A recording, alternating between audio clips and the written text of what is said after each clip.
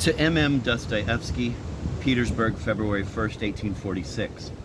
Dear brother, first of all, do not be angry with me for not having written for so long. I swear I haven't had a moment to spare, and I'll prove it to you. Until very recently, i.e. until the 28th, the main thing that prevented me from writing was that I was finishing off my scoundrel Golyadkin. It's terrible. This is what happens to human calculations. I intended to finish before August, but it dragged on until February. I am sending you that almanac now. Poor Folk came out on the 15th. Ah, brother, what fierce disparagement my novel met everywhere. What I read about it in illustrations sounded more like abuse than criticism. The Northern Bee printed God knows what, but I remember how they greeted Gogol's works, and we all know how Pushkin's were received. Even the public is in a frenzy. 3/4 of the readers abuse it, but the remaining quarter, or even fewer than that, praise it frantically. It has occasioned the most virulent debates. They abuse, and abuse, but they keep on reading. The almanac is selling unusually fantastically well. There is the expectation that in 2 weeks there won't be a single copy left. This is just the way it was with Gogol. They abused him, unremittingly abused him, but went on reading him just the same. And now they have become reconciled to him and have started praising him. I really gave it to them like giving a bone to the dogs. Let them snap and gnash at each other, the fools, as they build up my fame. The way Northern Bee brought shame upon itself with its review was a disgrace. Such fury. It's stupid.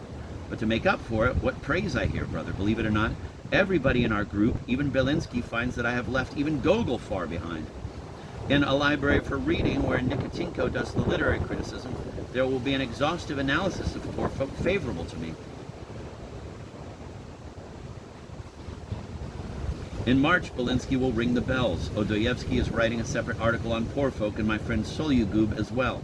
I move in high society now, brother, and in 3 months or so I'll be able to tell you directly of all my adventures. Our public, like every crowd, has instinct but not culture. They don't understand how it is possible to write in that style.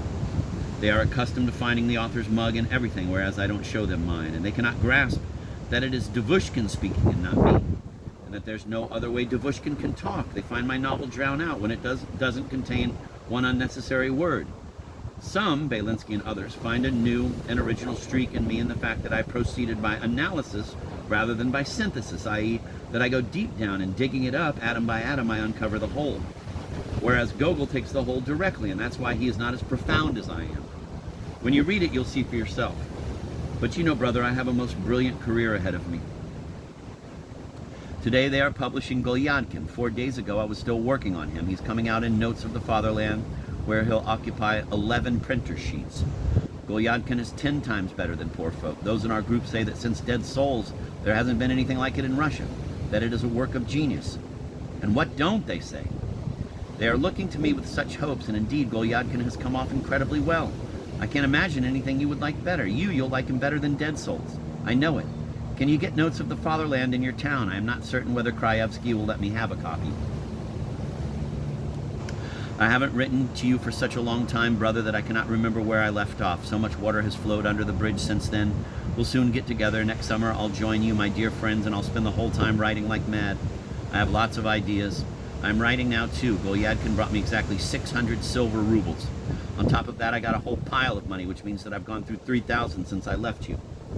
The trouble is I lead a disorderly life. I've moved from the apartment and am now renting 2 splendidly furnished rooms. It's very comfortable.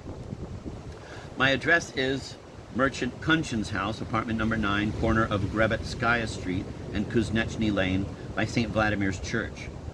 Please, for God's sake, write whether you like Poor Folk. My regards to Emilia Fyodorovna. Kiss the children. I had seriously fallen in love with Panayeva. I'm getting over it now, although I'm not quite sure yet. My health is in a frightful state. My nerves are a mess, and I am very much afraid of nervous fever. I cannot lead a respectable life because I am so dissolute.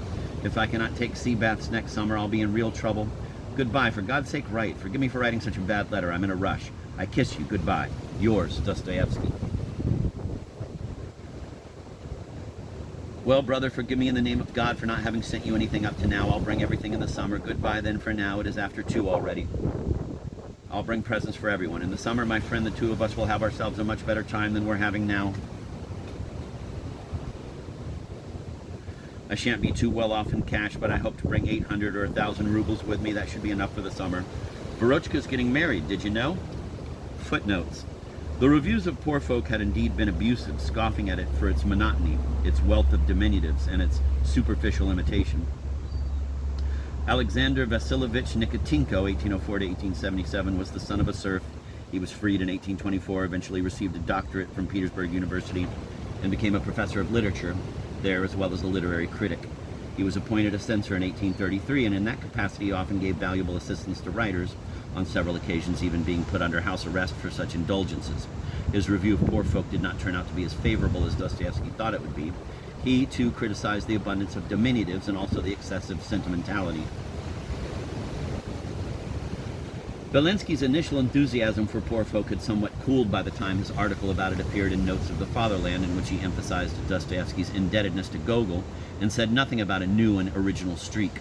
Neither Dostoyevsky nor Sologub ever published anything about the novel.